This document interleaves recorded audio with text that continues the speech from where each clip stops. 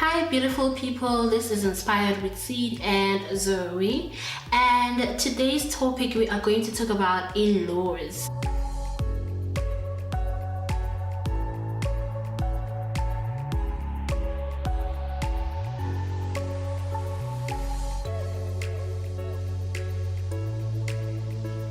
I know most of you guys have been asking us to talk about this topic, and today we just decided to talk about it.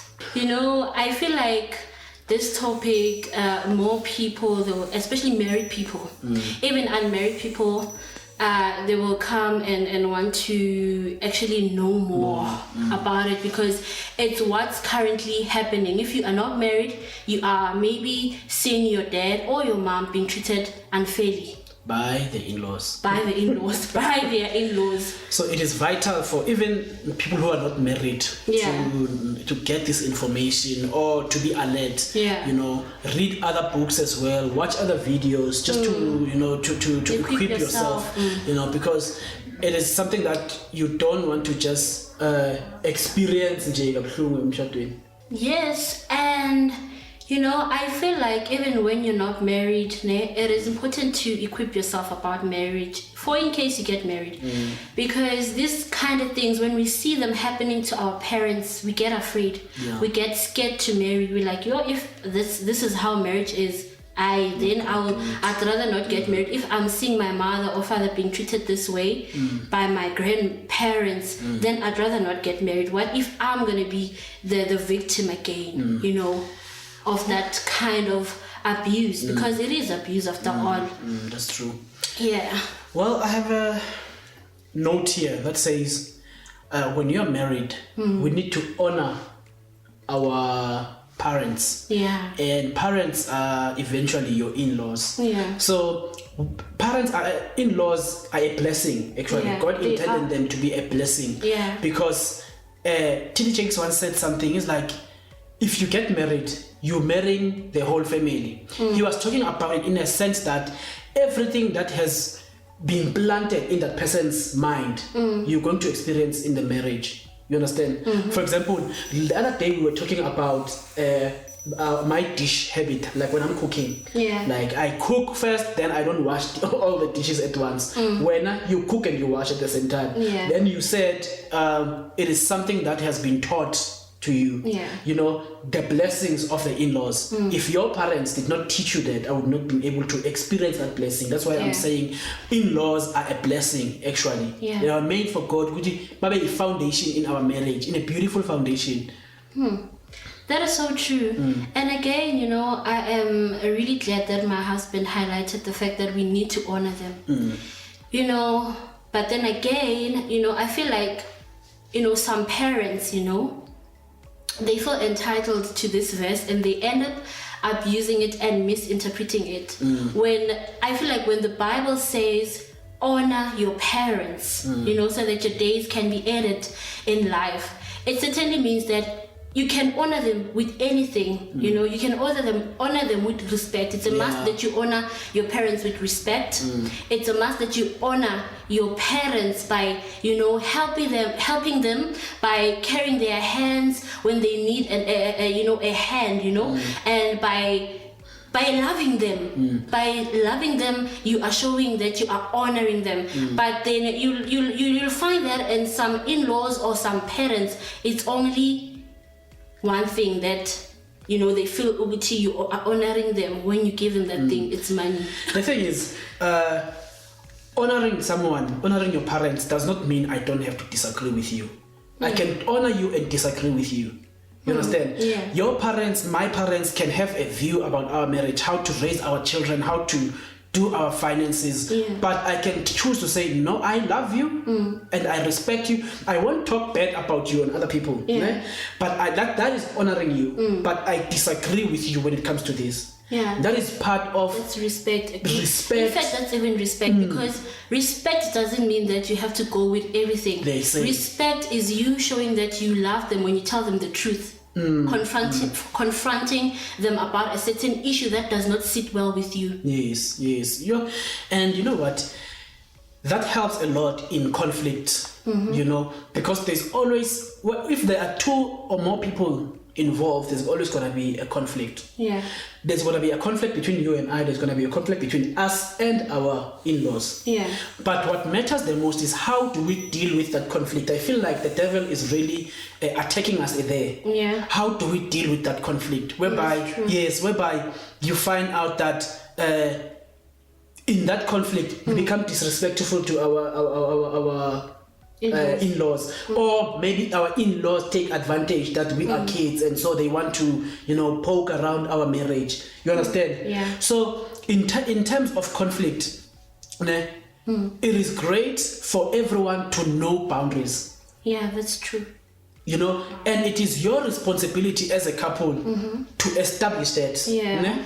But then when it comes to your, let's say, for example, when it comes to you, I am responsible at my house, in my family, family side. In my family side, to be like, you know what, this is where I set my boundaries. I'm not gonna tolerate you doing this to my wife. Yeah. So that it does not come through from you. Yeah. If it comes from you and you are telling my parents, no, you should not do this to me, it's gonna sound disrespectful to them. Yeah. But let it come from me. Let me be the one who sets the boundary and protect you. Yeah. Via my parents, and you the same way. How they see your husband in your family or your wife in your family, it is your responsibility. If at your home as a bride, as a daughter, in your home as a daughter, they don't respect your husband, then you must ask yourself, what is it that caused them not to respect him?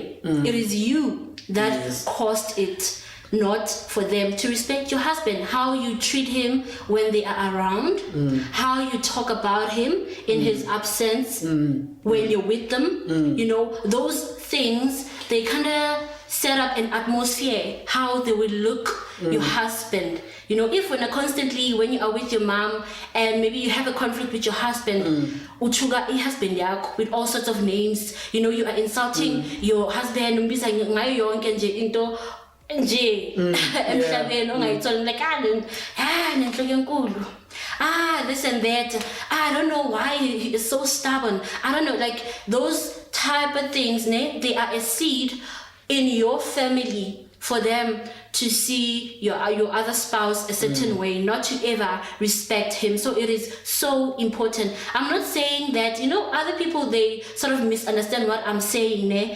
They think that you have to even protect all those bad things when maybe your husband or your wife is abusing you, and then you keep quiet. No, it is important then when it escalates to abuse, that's when you will include a third person. That's when you will include other people. Maybe therapy, or if you see Uti, maybe in both your families, there's no one in Ngakulmanaye because they'll end up siding with the other, with someone or things like that. You call another person who will be neutral between the two of you guys, and you tell them your issue that, okay, I feel like I'm being emotionally abused. You understand that?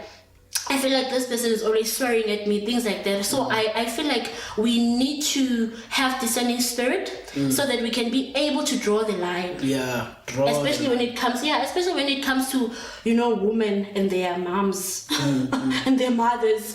Understand that? Because you find most women will be like, because this person has done this and that, okay, fine, whatever situation that may had occurred at that point in time when you had conflict, they run to their mothers. You know what? The next point that I wanted to say was actually about that. That sometimes the in-laws are not the problem, but we are the problem. Because sometimes you have not left and cleaved to your partner in such a way that your parents no longer influence your marriage. If every time when we have to make a decision, and you have to say, let me go and ask my mom. That's a problem right there. If when we make a decision, I have to say, let me go and consult with my mom. That means I have not left and cleaved with you yet. You know? Yeah, that is so true. You haven't left and cleaved with your partner, meaning that you had not allowed yourself to totally leave. And when we talk about leaving and cleaving, guys, we don't mean that don't ever talk to your parents. I don't know, like if you understand the living and cleaving that we're talking about.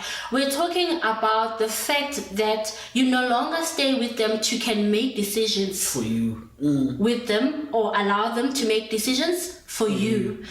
Meaning that you can never allow them to intrude in your marriage. Because most people, they divorce because people, I mean, they allow their families to intrude in their marriage. And again, I feel like, a whole lot of responsibility, ne? It is on you to deal with your mother and father.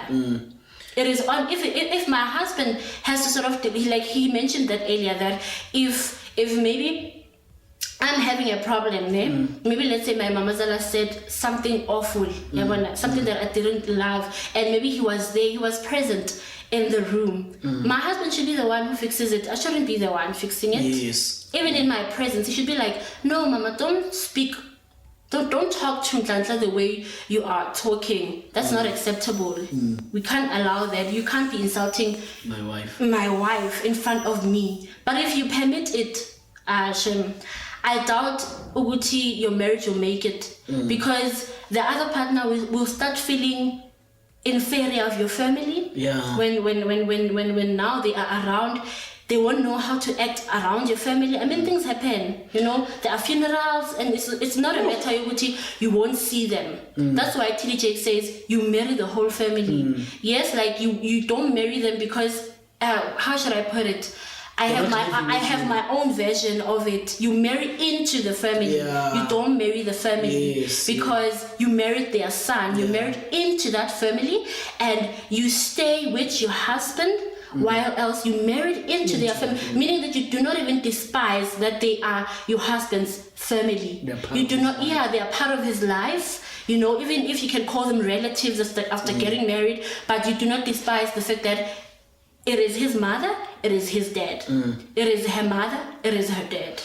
I feel like, and it is something that you talk about, For example, before I got married, I used to have these conversations with my mom. And we used to have a mutual understanding. You know what? I'm going to marry someone, and they are going to become my family. The rest of you become relatives. It does not mean that I'm no longer going to be responsible to you or something, but my wife takes priority. You understand? So there are some things though that hinders this thing. Like for example, that makes it hard for people to live and cleave. And some of the things is, if you are still financially attached to your parents, like for example, if your parents have, let's say they give you money every month, so they will always have a say in your marriage. They will always control. So those things give them control. Exactly. Like, or if they have anything to do with your source of income, like if they, let's say for example, they give us 20,000 every month, then we start spending it recklessly. They will always control us. No, don't buy a TV, buy this. No, don't do this, do that. That is because they have a financial hold against us. So they feel they can control. It's their money. And they do have a right, because I can't give you my money and you spend it recklessly. In that point, if they're giving you money. But then if they do have a right, why isn't it when it's their turn, we are helping them? We do not decide for them what to buy. Yeah, that's the problem. We don't even feel entitled. We feel like if we have given them the money, they can do anything, whatever they want to do. That's the problem, because that is caused by their position in your life, because they feel like they are your parents and they are still giving you money. Basically, you have not left yet. You are still our child. You have not left and cleave. The Bible says the husband should take the wife, leave and cleave. Leave. Like, you are not cutting the bond, you are not cutting everything, but you are becoming independent. Then I feel like, again, when you're saying that, I feel like it is important that you don't, if you have parents who feel entitled when they help you with something, they feel entitled to sort of control you in terms of whatever that they've given you, then they are toxic.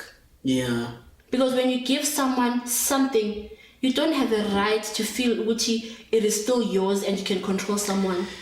as a guy, go get your own financial freedom. That's it. Go and get a job, get your own money. You decided to have a wife, for goodness sake. You see? Yeah, and move out of your parents' place. Another point I wanted to say is they have a right to control them. If your parents if you stay near to your parents, or you stay at home, or you stay around them, they will have some sort of a control around you guys. You know why? Because let's say, for example, we stayed with my relative, my family, my mom. You know? She will see your weaknesses. And sometimes they will use them against you. To me. You understand? So it is hard if something like that happens. So it gives them power over your marriage to be able to poke around. You understand? Don't give them loophole. Don't give your relatives, your in-laws a loophole for them to hold you with something. Wow, I wanted to say that. I wanted to say that, but not in terms of maybe me staying with them or anyone staying with them. Even when you are not staying with them, always try to be on the good. I'm telling you, it will help you. It sounds crazy, especially when you have maybe toxic a toxic family, or maybe you have toxic in-laws, or even if they're not toxic, but things happen, the devil uses anyone just in jail to sort of distract your marriage. Maybe that point in time he has chosen to sort of use your in-laws, though they are good people, but in jail, not all the time they'll be good. At times they are weak, and the devil uses a weaker vessel to establish whatever scheme that he has planned for us. So if your in-laws at that point in time, they are weak and they are used by the devil in your marriage, it is important for you to show them kindness and love. It is important for you to really check how you respond to whatever things that they poke you about, so that when you are all sober, they get to see that, no, but you know what, we are always wrong. We are always poking this Magoti, and she's not even coming to our level and disrespect us, because at the end of the day, they want something to hold you. They are looking for something to hold you so that you can be separated, you and your partner, and be like, and they will never say, mention things they poked you about to your husband, mind you. They'll only say that, oh my God, Cyril, when's the son so pendula so. But they will never say, I started by saying this and that to her. So for you not to get in that trap, or to fall in that trap, you must make sure to be on the good. You must count your words. What is your response to them? Before you respond, calm down, check your emotions, which they are not all over the place, and just be calm. I want to say something though. Just when it comes to guys, most of the time, not always, in-laws become horrible to the woman. Most of the time, it's the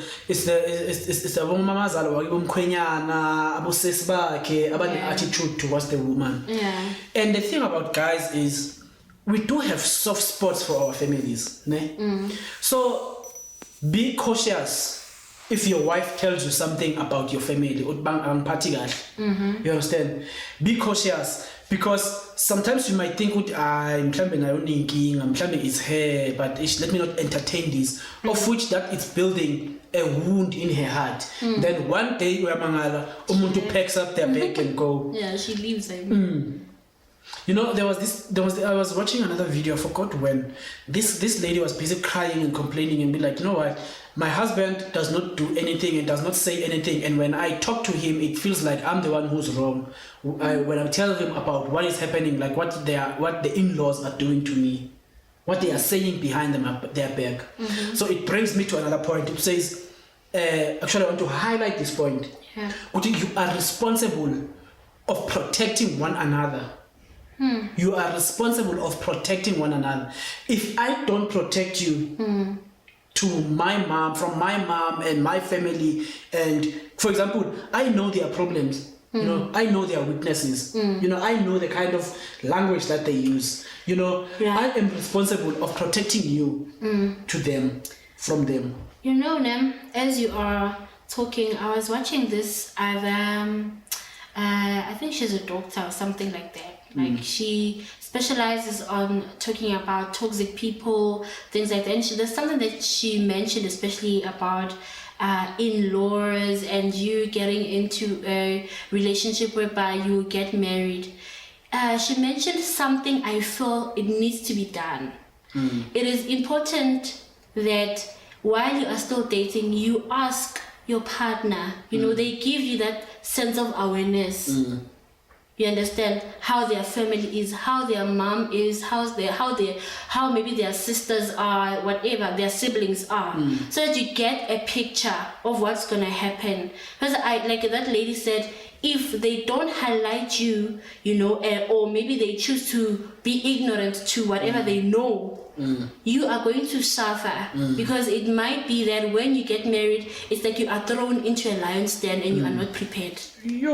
That is powerful. So it is important, especially for men, because men really shy away from such issues, you know, especially when maybe their parents, they are sort of toxic. Maybe they don't get to see Uguti, they are toxic, or they choose to ignore some things. The disadvantages that happen there. Maybe I'm just making an example. Maybe, you know, on a woman's side, things are more healthier. They talk their situations through. And maybe husband sides they don't, and you are caught in the middle, you are caught in between of that, when maybe a situation has happened, you don't know whether to address it, you don't know what to do, and your partner just chooses not to be ignorant maybe about such things. It is so dangerous. Such things are dangerous, man, or whether you're a woman and that's happening exciting whereby, you know, your mother and father, you know, as a woman, they are treating your husband a certain way. It is important that you are aware of your mother. For example, I know my mom's weaknesses. I'm not afraid to tell my husband and be like, you know what, my mom at times, she suffers in this area. And in this area, she's very strong. So at times, be patient when it comes to this, or when she says, maybe I'm just making an example now. I'm not saying that my mom maybe is bad with words. There are parents who don't, like, there are people in general, let me not say parents, there are people in general, they don't count their words. They don't have a good speech. So it is important to even highlight your wife and be like, you know, my mom, when she speaks, she can say horrible things at times. She can say something, you know, and then I'm a I south, and then I'm aware of that. You understand? And I feel like, you know, God has placed us men as protectors. Most of the time, we think God is placing us to protect our wives from criminals outside. Yes. And it could be that God is placing us as protectors from criminals inside. And you know, people who want to ruin your marriage, most of the time, they come from the inside. Sometimes it's an inside job. So, as Africans in general, I feel like there is some cultures we need to unlearn. We need to unlearn this thing that a wife is someone also because remember, there's a song that we sing when we are getting married. Then when they're treating your wife according to that custom, your wife is here now to cook for us, to wash clothes for us, to become our maid. You understand? To become our maid. Replaceable. So you have created this mindset. My wife is now, I'm taking my wife home to become all these things we made, but not a partner. Yes. That is why it creates loopholes. Sometimes your mom talks to you on the side about your finances. They are borrowing money and you are giving them on the side, of which it is not right. This person is my partner, 100% partner. You understand? So no one should borrow money from me aside. And I should not give anyone money from aside. Because that gives the men that sit here, they are the almighty of the house while the wife is the doormat. You understand? We need to unlearn that those habits, that mindset. You understand? Another thing is, I read somewhere somebody says, discern a mama's boy. Discern a mama's boy while you are still dating. Because we said once we said the problems that sometimes that you are facing during dating are the problems that you are facing when you're married. Yeah, that's true. Make sure that you have counseling during dating. Make sure that you have counseling during dating. You deal with a mama's boy. You deal with someone who do not talk to you as a wife. You deal with someone prefers to talk to their family more than they open. You understand? That's a problem. Know a person. Have amalo. You know what? We run away from all these things. Counseling. We run away from counseling because it's a place whereby we go naked. You become naked and you become yourself. You know, you talk your habits out, and it helps in the long run. It does help. Counseling does help because some things you'll be afraid of asking your partner, especially good dating stage. At times, Bona, they will feel you to be like other partners will sort of make you to feel inferior of asking them questions, that are deep, questions that you need to know because you are going to get married. So if you can't ask him, you can't confront him, it is important that we have a third person to ask him in front of you. They are standing for you, asking those questions. Now, you understand? You're thinking, oh my God, if maybe I ask him this thing, it's going to be a break-even point. I don't have to ask him such questions. Let's just go with the flow. At times, I don't think it's wise to go with the flow while you are dating for marriage. You need to ask each other such questions so that when you get into marriage, there are no complications of some sort. But then, and I have a question. I know that most of the time my husband always has a question to ask me. So now this time around, I am so happy and glad that I have a question for him. So I have a question for you. Why is it that most of the time, I know it's like you did elaborate further on it, but it's my concern was why is it that the in-laws from the guy's side are always the problem? Why do you think that's the cause? It's a problem, and I think it differs from one family to another family. It's not always that. It's not going to be one problem, Some parents it's because of there is a power struggle between the two families sometimes. You understand? It starts before you even go into marriage. It might start ngamalobol. You understand? It can become like, no, the family they are undermining us. Now they undermined us during amalobol. Now we're gonna make them feel. You understand? It could be another problem. Could be that they are depending on their son, maybe financially. Most of the parents they're depending on their sons financially, and they have a way of thinking that if you come and take their son, you're going to take their source of income, of which is not always the case, and of which sometimes it is the case. Sometimes this happens a lot when it comes to single parents. They are clinging to their sons as if they are the person who are married to them.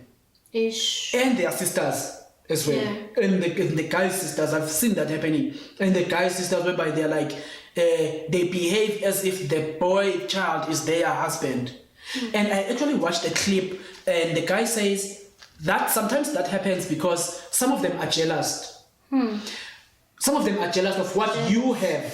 For example, they know that you're a good guy, you take care of your wife.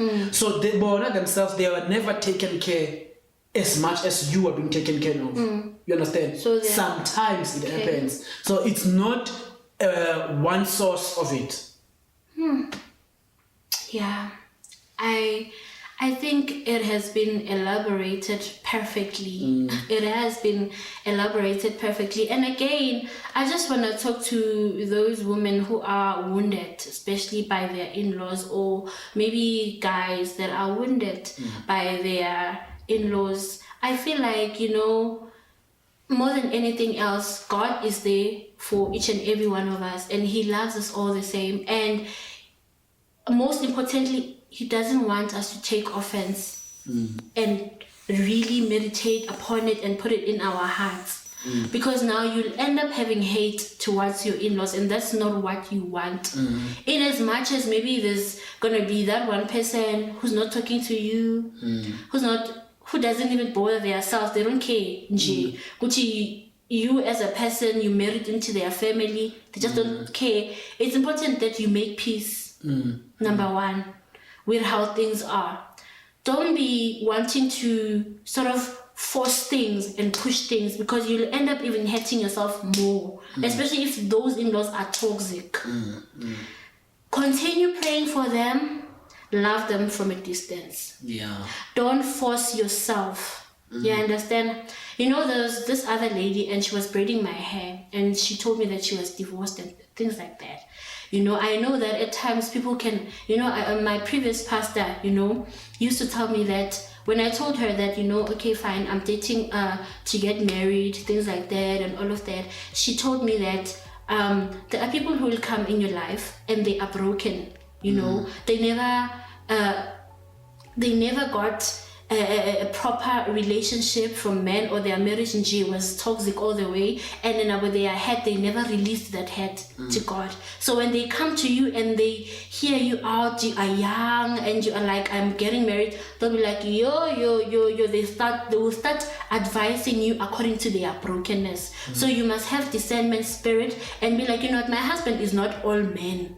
You know, or rather my in-laws, I should give them a chance. Maybe they are not like other in-laws. Never have that negative mind that says to you, don't pray for them, because you can't be praying for people who can't accept you and who don't respect you and who sort of maybe hate you. No, there's power in prayer. You know, prayer changes things. Even for your spouse, if they are, you know, they are, what's that word? They are hard-hearted.